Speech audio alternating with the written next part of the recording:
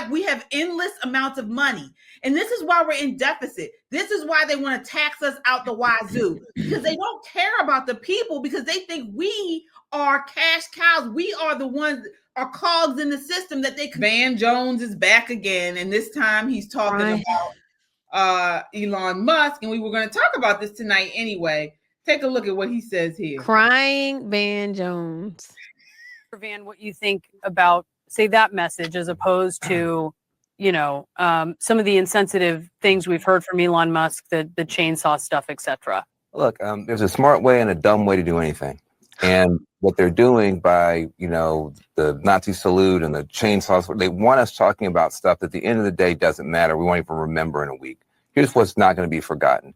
There are veterans right now in the United States that are having a hard time seeing a doctor because there's been so much chaos in our government. There are nurses. There are people who are trying to keep our water safe. People are trying to make sure our food is being. There's complete chaos. And the problem that you have is we're all trust fund babies. We didn't build this country. Our parents built this country. Our grandparents built this country. They put the laws in place. They put the roads on the ground. And we are just squandering it by letting somebody put termites all over the pillars that hold up our society. What? It's so easy to say, oh, America's government's terrible. America's government sucks. You go to another country. You come back here and you can't wait to get back to see a country that... What is he talking about? Shut your stupid self up, Van Jones. Like, you are so irrelevant, it's not even funny. No. If there is waste, any company that finds that there's waste, that there is fraud, if you don't scope it out, if you don't take it out, find out where it is and get rid of it, you're going to become insolvent. And these people, they like to, because the government prints this money, and they feel like we have endless amounts of money. And this is why we're in deficit. This is why they want to tax us out the wazoo, because they don't care about the people, because they think we are cash cows. We are the ones that are cogs in the system that they can continue to push for more money. Yes. And Elon Musk and Trump is saying the buck stops here. We have to find out where this fraud is going and fix it. Exactly. And maybe we don't have doctors and nurses is because nobody wants to go be a doctor and nurse when you can make $75,000 not doing what you're supposed to do, working at Medicare and Social Security and a government job. Nobody owes you a government job pushing paper. Go do something. I know Elon Musk is trying to build rockets. I know he's trying to go on the moon. I know we're trying to get more nurses and get more doctors and get more teachers. Everybody thinks that we owe you a Social Security processing job. Screw you, Van Jones. Screw you. You do not need to give advice on how to run anything to the billionaires. Like, you're as irrelevant as Elon Musk. We don't need your help, sir. No. Here he is again. Here he still continues. As run as well as ours. Is there waste, fraud, and abuse? There is in every country. But you cut it with a scalpel. You don't cut it with a chainsaw. And you cut fat. These people are cutting fat, muscle, bone, and marrow. When they say they're going to take $1 trillion out, that's going to hurt a lot. What is he talking about when we have found that the Democrats have been giving billions of dollars to fund trans stuff in other countries? How is that cutting out the bone and the marrow?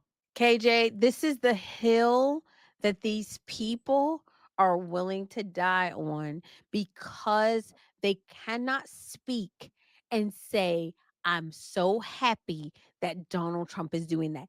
Cut everything, as Mr. Wonderful said. Y'all not cutting it fast enough. Cut everything. We'll let you know if you're essential. We will call you back if we need you. And if we don't, we will move on. But nobody owes you a government job. Nobody. A lot of people. And by the way, go to Congress. You are a Republican president. You have control of the House and the Senate. Go to Congress and let's have a real process. But you unleash somebody who's doing theatrics and abandoning his own children and having some weird fantasy in front of everybody to be popular.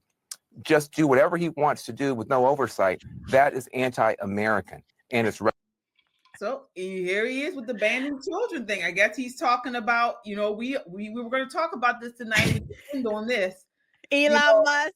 Yeah, Elon Musk with his number 13 kids. So a conservative influencer claims she gave birth to a child fathered by Elon Musk in a shocking public declaration on social media last week. Author Ashley St. Clair, she's 26, said in a post on X that she and Elon Musk share a 5-month-old child. She says, 5 months ago, I welcomed a new baby into the world. Elon Musk is the father. She says, I have not previously disclosed this to protect our child's privacy and safety, but in recent days, it has become clear that tabloid media intends to do so, regardless of the harm it will cause.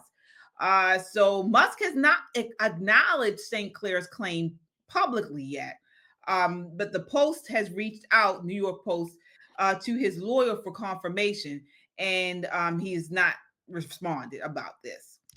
Baby. I don't know, KJ. I feel so torn with this situation. Because on one hand, we are conservatives, and I do believe that a child deserves a mother and a father in the home in a loving relationship. That is what we believe as conservatives is God's design. But at the same time, like, I don't like the fact of shaming a person who had a baby out of wedlock, because that is what has caused so many abortions. I know it caused so many abortions in me, like not feeling like I wasn't married. I don't want to have this baby and this baby not have a father. So I'm really struggling. I'm not excited about, you stepping out and the baby not having a father in the home, but I don't want to shame her. Like, I don't know. Of course not. I mean, I agree. Definitely not shame her. Mhm. I don't think honestly, I don't think it's anybody's business. I really don't. I mean, That's a Shelley answer, KJ. Right. We did talk about this on Pop and Politics as well. But I feel like, as a conservative and as somebody that, know that there is value in marriage, value in, being in the same home with your kids and things like that.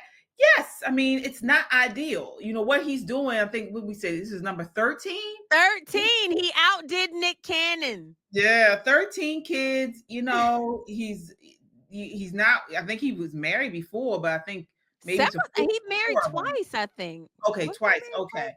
Yeah, so it's not ideal. But I don't know what their situation is. I don't know what's going on with that. This was trying to get paid. Like, you start to see how she really like kind of entrapped him.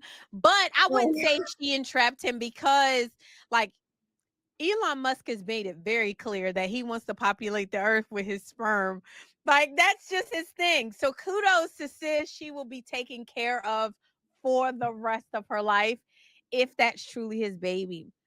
Yeah. What I will say is that what we think is really not relevant. The Bible honors a child born with a loving mother and a father in the home. I mean, like, there's benefits, and there's like promises that are given to that child, like if you want to just even bring it to biblical days, is with Isaac and